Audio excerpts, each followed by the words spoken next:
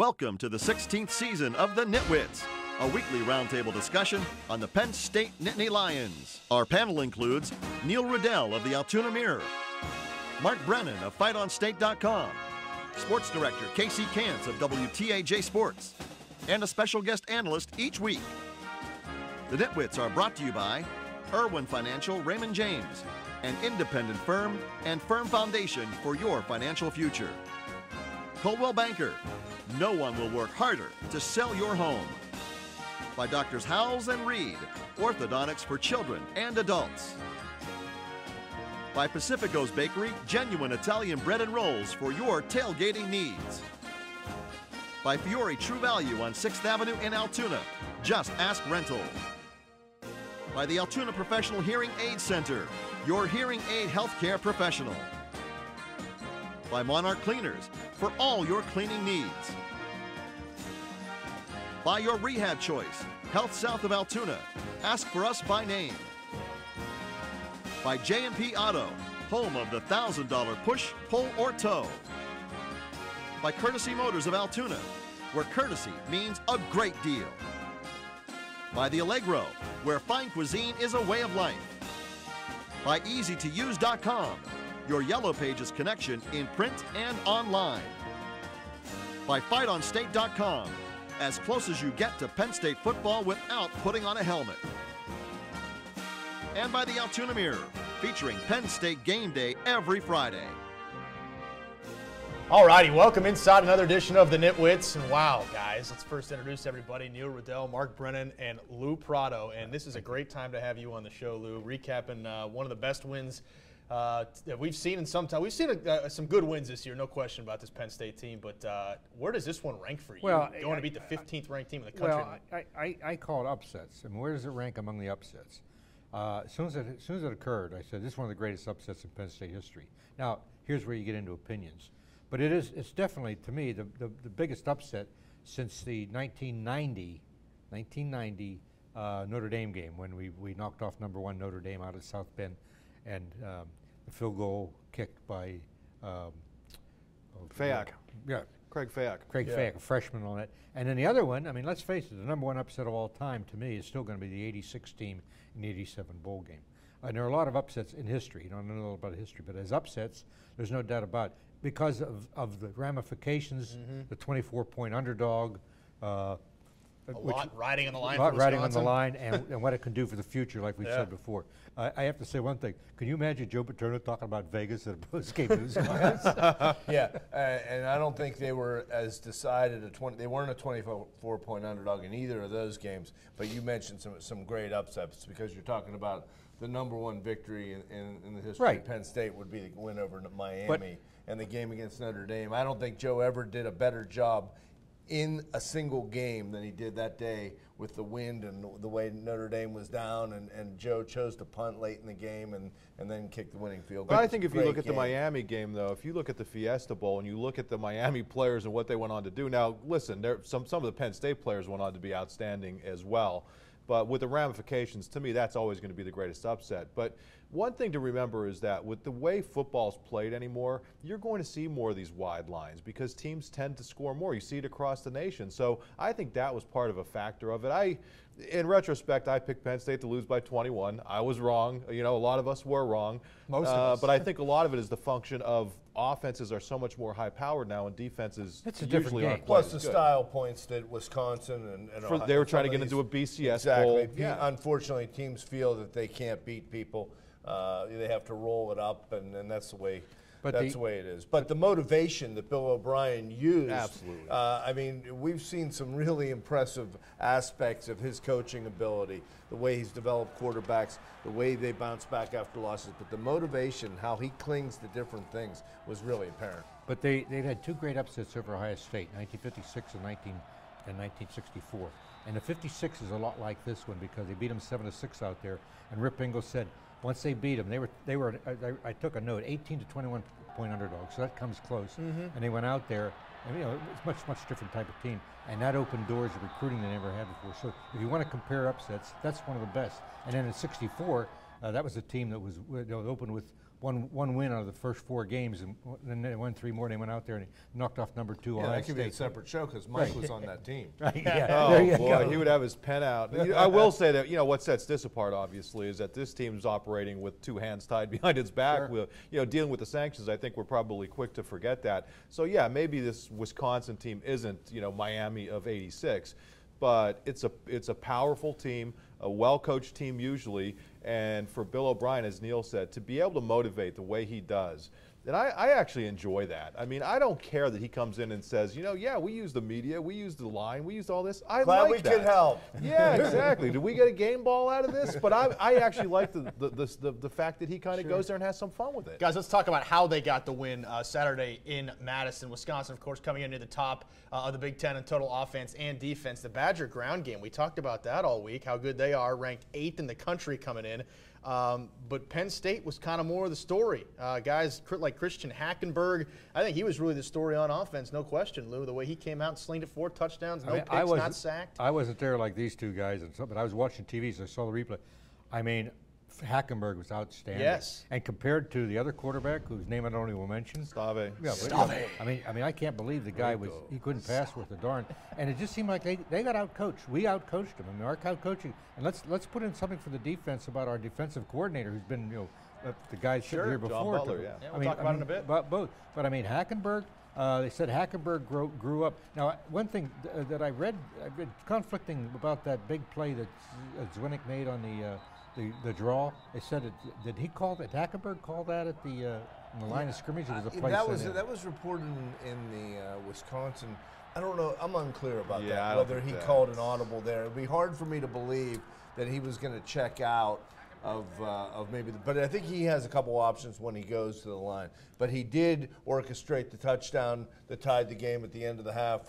And there's no question, and the Wisconsin people admitted how badly that Bill O'Brien and their staff outcoached him. I mean, Wisconsin at one point had 9 guys on the field. They didn't guard the touchdown, Geno Lewis. How about that? And we're very just discombobulated. I would crazy argue that the biggest play of that game was when Hackenberg found Brenneman for that early touchdown, because I think it served notice. Yeah, there were big plays later, but I think all of that entire stadium, and Neil and I were out there, that entire stadium was kind of like, uh-oh, because that was a big-time throw and a very athletic play. I think by the fans Brenneman. watching the TV back here in central Pennsylvania felt the same way. And It's it like, set a tone wow, that, it listen, did. Penn State's here to play. But I'd also like to mention that catch that Jesse Jesse James James, made, yeah. because Oh, wow. number 12, what was his name?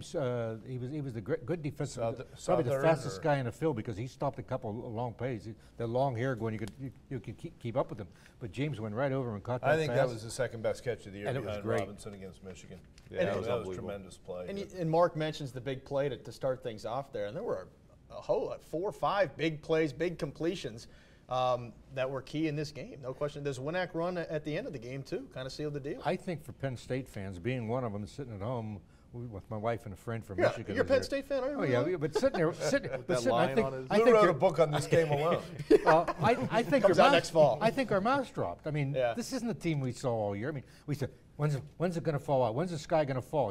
And they just kept picking. They got behind and kept going. And if Ficken doesn't get if he got those 2 field goals, we wouldn't be talking about the way the game ended. Yeah, Penn State knocks off a top 15 team for the first time since the 2010 Capital One Bowl when they knocked off 13th ranked LSU. We'll step out for our first break. When we come back, we'll talk about the defense. The Nittany Lions come up with a huge effort and talk about how they were able to contain that vaunted Wisconsin ground game. Coming up next.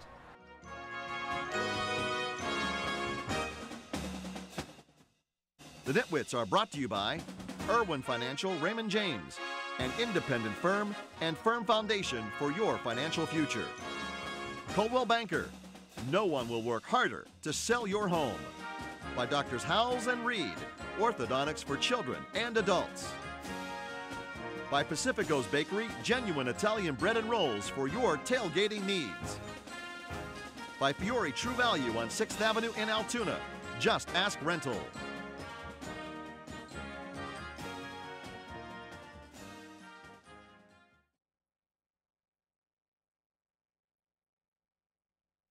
Hi, I'm Eric Shrive, number 75, left guard. And you're watching the NitWits.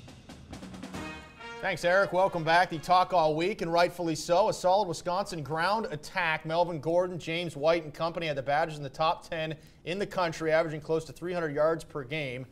That, though, would not be the case on Saturday. Penn State allowed just 120 yards on 30 total carries. I guess, Lou, let's start with you. How were they able to do that from what you saw? I'm wondering why they didn't call more runs, but didn't Penn State stack the defense a little bit?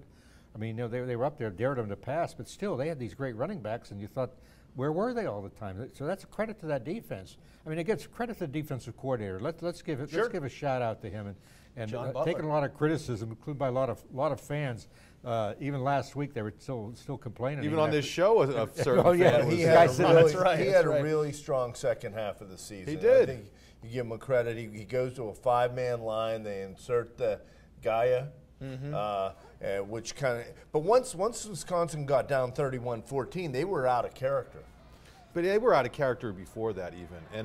But I give credit to Penn State for, Lou kind of touched on this, that, listen, they somehow forced, Wisconsin to get away from its bread and butter, and I thought they got away from it way too soon. But guess what? Hey, that's the way it is. You're out-coached. Who was the kid who came in when Amos got hurt? Malik Golden and then Trevor Williams. Trevor Williams. I mean, my God. Yeah, I mean, that talks about good, well for next year. I mean, if they just remember what the defensive coordinator when he came, what he said is that the cupboard when Butler was the secondary coach. The cupboard was a little bare. Yeah, and they got to get bigger and faster. And all those but things. I mean, give that defense credit, and particularly I saw the linebackers came through. And they like picked up.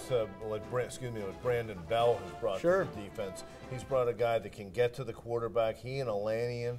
All of a sudden, this defense looks like they're going to carry some momentum into the offseason. At the beginning of this season, Neil was asked for his breakout defense, and he said C.J. Alaniak. Now, he couldn't pronounce his name right, but he was absolutely right. I mean, I'll tell you what. I inherited that from the last regime. Yeah, exactly. I had number 86. Yeah. I know numbers, not names, but what a game he played. He only had 3 tackles, but he was in Stave's face all game. It was an interception. They called it an interception. Looked more like a fumble recovery, but, great play there, and he really emerged as an outstanding player. Look how many interceptions they made, and almost made twice as many more. I mean, there were a couple others that could have dropped the ball like the receivers used to do. We'll talk. I wanted to your point, Trevor Williams. I was happy for a kid like him because we talk about Jordan Lucas all year, and Amos ended up coming back into the other corner spot.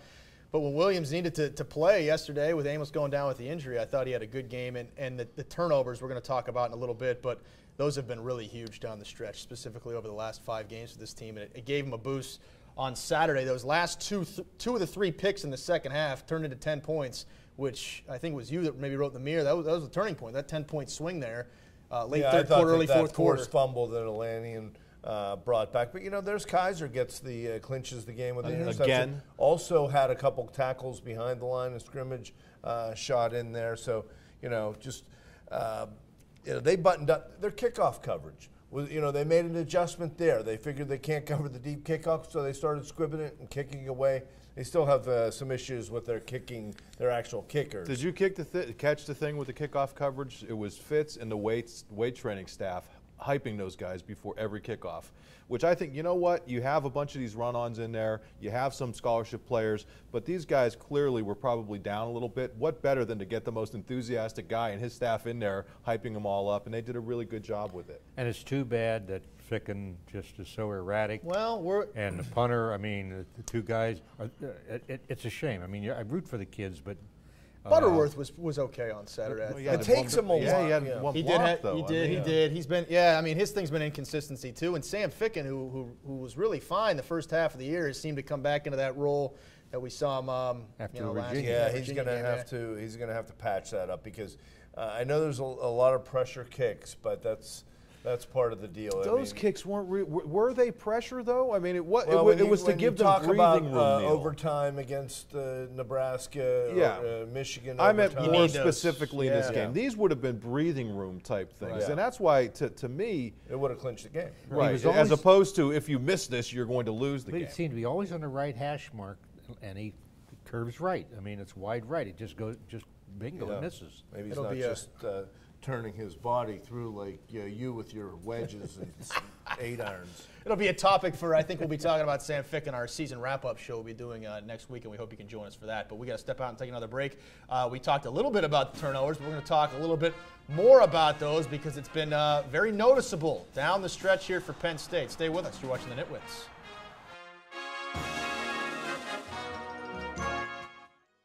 The NitWits are brought to you by the Altoona Professional Hearing Aid Center, your hearing aid healthcare professional. By Monarch Cleaners, for all your cleaning needs. By your rehab choice, Health South of Altoona. Ask for us by name. By J&P Auto, home of the $1,000 push, pull, or tow. By Courtesy Motors of Altoona, where courtesy means a great deal.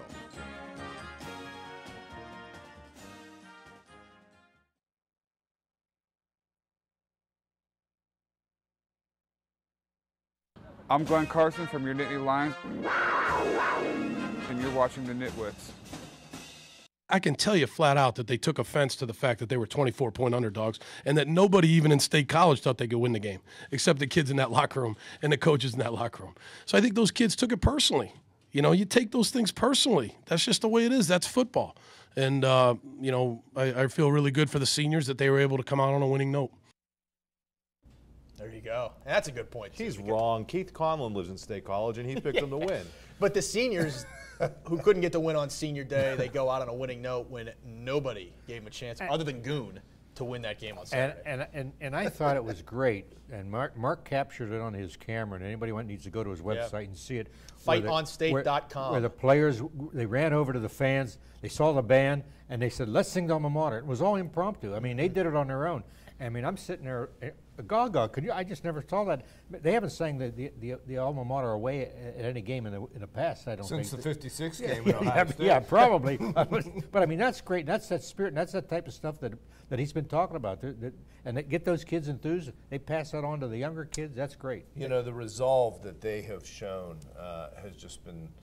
You know, you look and they bring everybody together at the beginning of the fourth quarter, which I think is really a cool scene. Now at home, you know, there's 100 and some guys there. On the road, they took 62 players. It looked like a glorified huddle. I mean, well, then they started doing the jump around thing, which was pretty fun. Yeah. But there's one thing we haven't talked about that I wonder if the rules. Why we had so many of the penalty they false starts. False starts. 8 of them, wasn't there? Yeah. Wow.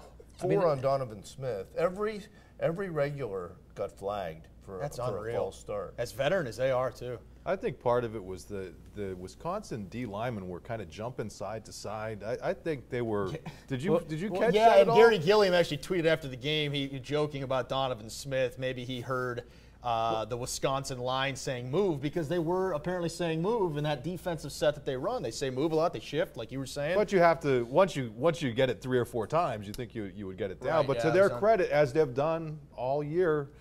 You know, they overcame some difficulty and were able to persevere. I want to quickly just mention these turnovers real quick because, I mean, it's down the stretch. The last 5 games, they created 11 of them, and they got 41 points off of them. And you talk about complimentary football, which Bill O'Brien likes to do, very noticeable the way they turned turnovers into points and the way they kind of swung games these last 5 games of the season, Lou. And I think it was very apparent in this game, we talked about earlier in the show, all those interceptions.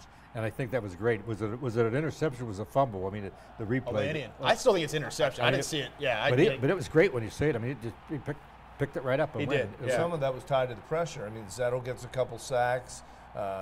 Boblett's played well. I mean, they're getting good. It wasn't like you know, their usual. Daquan Jones was somewhat neutralized. So other guys had been really kind of when you see the way the rules are set up to allow offenses to move the ball up and down the field, and we see it everywhere in all different conferences, that's going to be a key moving forward. And I think that's one thing that John Butler's really hit on is the ability to force turnovers. You may give up yards, but if you could force turnovers at key times, and that's nothing really new, but I just think it's just more prevalent now. You have to be able to do it with as much as people are able to move the ball. Well, and they took care of the ball too. No interceptions, no sacks, no fumbles. Zwinak was much better than his last few games. We're up against the guys. We got to take one final break. We'll get some final thoughts from the panel when we come back. Stay with us.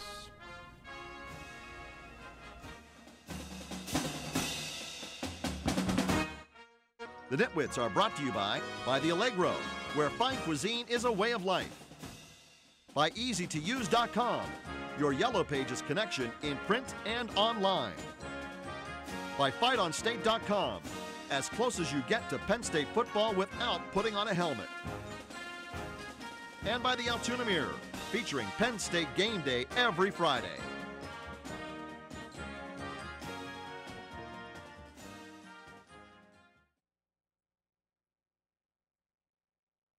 I'm Stephen O'Bang Entrepreneur from your Nittany Lions. You're watching the NitWits. Stephen, one of the seniors to go out on a positive note as Penn State wraps up a 7-5 year with a huge, incredible win at Madison on Saturday. Reminder, too, we will have one more show. We're going to put a wrap on this 2013 Penn State football season coming at you next Sunday, same time, same place. Look forward to that. As we, it's been another great year. We were just talking about that in the middle of the break. It's been another incredible year. I think this Wisconsin series has been really neat. It's 8-7, teams taking turns winning on the road, and now they're going to get Michigan State for a couple. I think it just gets the fans ready for next year. I mean, we don't have to worry about a bowl game. We're ready for the blue-white game. I mean, bring it on. And maybe there's another book for me in this. We can't wait. The Diary of We Are Penn State #2. Hey, Lou, thanks for stopping by. We always Thank you. enjoy it. Thanks for stopping by for Enjoyed sure. For Mark Brennan, for Neil Riddell, for the great Lou Prado, and for our director, Chris Owens. Thanks for watching the Nitwits. We will see you next Sunday. Good night. The Nitwits have been brought to you by Irwin Financial Raymond James, an independent firm and firm foundation for your financial future. Coldwell Banker, no one will work harder to sell your home. By Doctors Howells and Reed, orthodontics for children and adults. By Pacifico's Bakery, genuine Italian bread and rolls for your tailgating needs. By Fiore True Value on 6th Avenue in Altoona, just ask rental. By the Altoona Professional Hearing Aid Center, your hearing aid healthcare professional. By Monarch Cleaners, for all your cleaning needs. By your rehab choice, Health South of Altoona. Ask for us by name.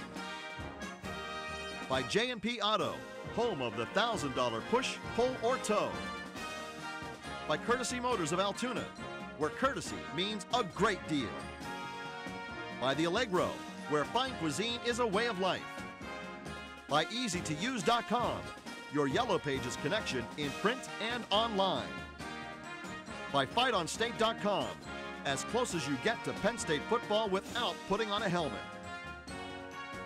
And by the Altoona Mirror, featuring Penn State game day every Friday. You can also see the Nitwits on AltoonaMirror.com.